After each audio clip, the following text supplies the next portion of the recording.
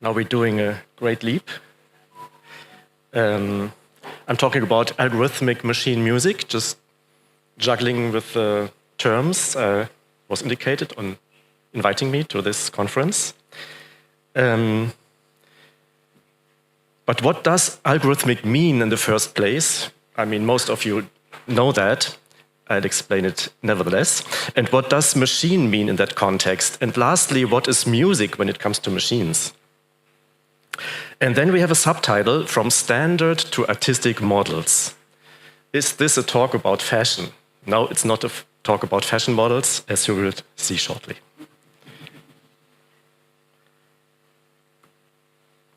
I'm trying to get to the next slide. So I have this thingy, which worked yesterday. I'm sorry. No. I'm hitting all keys. Would you like to start the music? I'm stupid. No. We can go to the next slide. Okay. I'm sorry. I'm just look at the picture.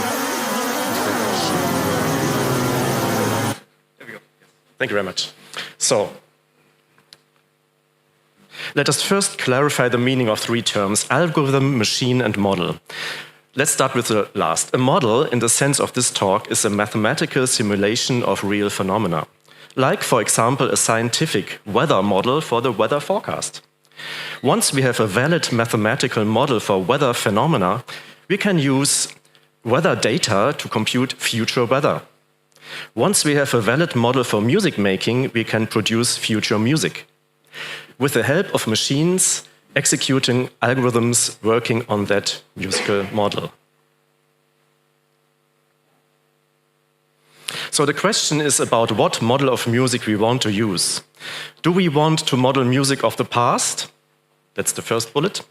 Do we want to model the sound and rhythms of industry, like the Italian futurists did? Second bullet. Do we want to listen to the sound of computation itself, to the mechanics of algorithms made audible for humans? Or do we want to model a kind of musical Big Bang, a sound coming from nothing, from absolute silence, like the universe that probably came into existence out of the absolute void? It's the Big Bang theory. And we have examples for each of this.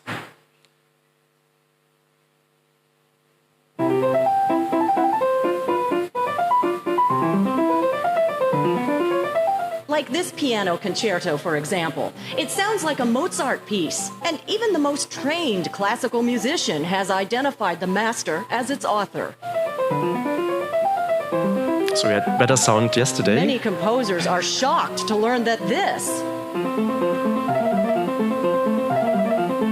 was created by a computer.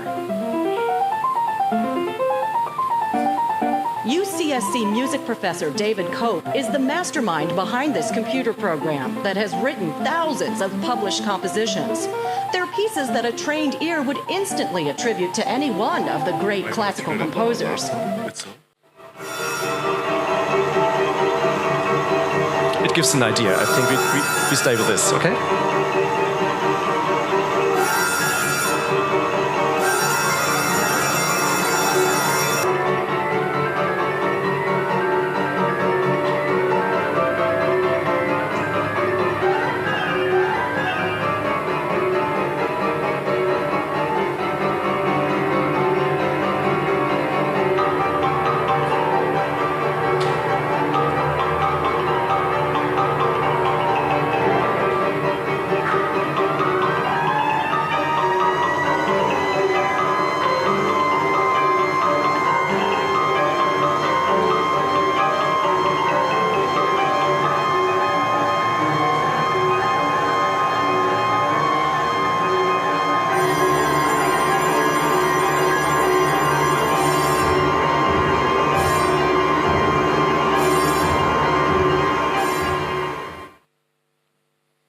Or do we want to compose like computers?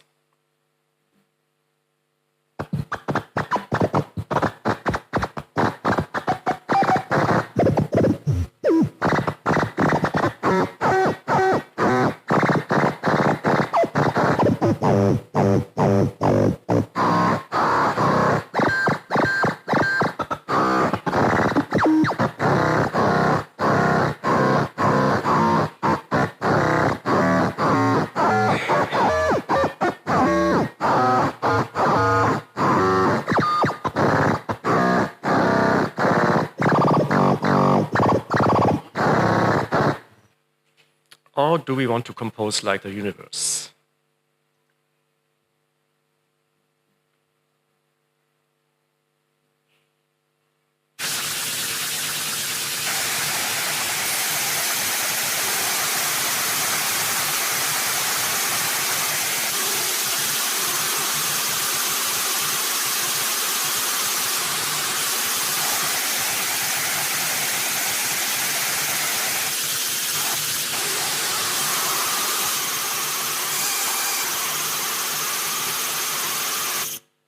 So example, that was only the noise, not the hum on the speaker, okay? So, I do not know which model you prefer, but I will talk today of an artistic music model that is a model that is invented and constructed by the artist and not taken from history or from acoustics. And this is called non-standard because it does not simulate the physics of vibrating bodies, for example, traditional instruments, and it does not simulate standard engineering techniques like electrical modulation circuits, sine waves, filters, and their combination, all what is mentioned on the slide. And since a good example tells us more than many words, I have included a small example of a non-standard sound that is blown up out of absolute silence only by using probability fluctuations, summed up in what the mathematicians call a random walk. It is therefore a stochastic model.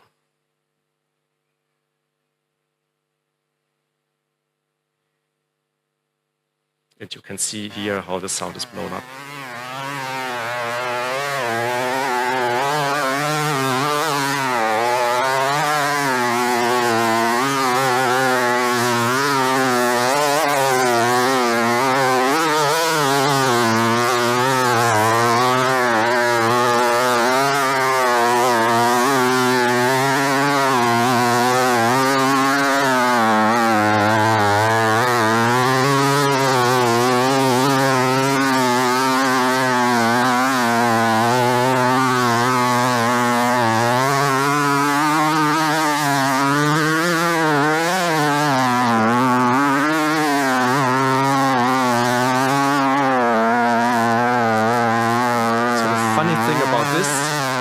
Example is that we have a composed fade out.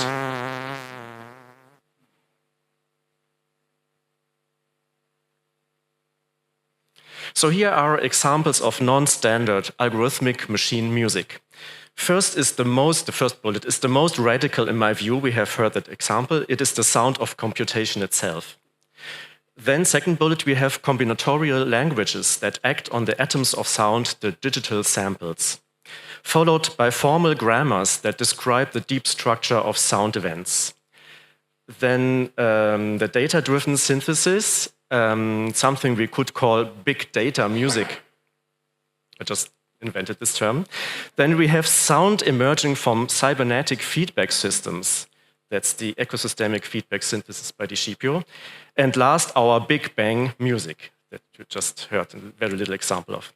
But there are many more, as you can see by the open list of names in the last bullet. And some of them are present in this room. So to conclude, I finish with a presentation of the algorithmic machine music I know best myself, Yannis Xenakis' Gendin, the stochastic synthesis. It is non-standard, it is artistic in an emphatic sense, using the structure-generating power of probability fluctuations summed up in random walks. It is like the algorithmic music of the mentioned people Berg, Koenig, Bruin, Holzmann, and the others, a music that is only conceivable using algorithmic machinery. It is therefore, like the other non-standard models, what has been called an idiomatic, a true computer music. Thank you for your attention.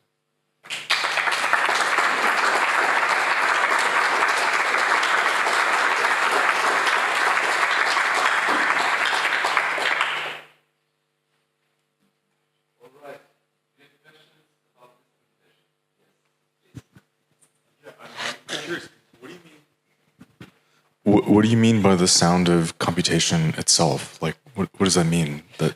That's a very provocative statement to me. Yes, that's the idea behind it. we want to provoke a discussion. But your question is the example of the Berg piece, Paul Berg, and they coupled a DA converter, as we would say today, to a PDP-11 machine. So this was the picture of Gottfried Michael König being at the type printer of this PDP-11 machine. That's interesting to me. I mean, I'm thinking about M. Beatrice Fasi, is a theorist of computation who writes a lot about how us on the artistic side of the house tend to kind of inscribe a materiality onto computation that is more or less real. And what you're describing is the sound of DC converters and a typewriter, yeah? Or are you like, the sound of computation itself is like, boom, radical. I really want to understand what that means. What they did, they computed waveforms. They computed directly in the wave pressure of sound. And they did it with algorithms. So Paul Berg invented a language. He called it Pile. And he could manipulate the shaping, the waveform shaping of the loudspeaker membrane directly. And so this is the result of that. Okay, cool. It's a very brutal and very extreme example and very provoking, yes, as you said.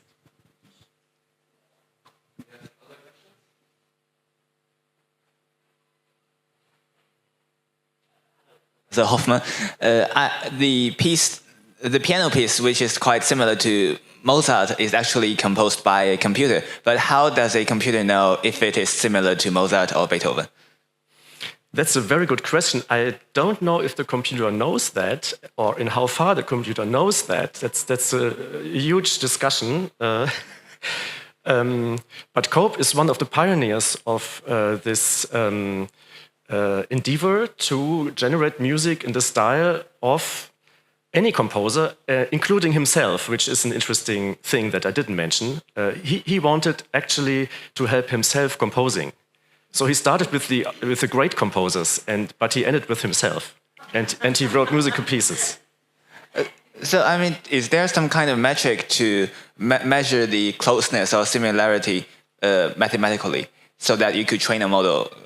Yeah, I think it hasn't been verified. It was just by listening to the result. Yeah. People would say it's Mozart, or no, that's not Mozart. Okay. Mozart would never have done this. Maybe I could add a point here. This is a model from the early 90s, and it begins, so there's an evolution of these models, and it begins by putting together snippets from compositions. Okay, there's Mozart in it. That's the answer. True Mozart in it. Okay, thank you. If you can say it's true Mozart, 2 notes, yeah, okay.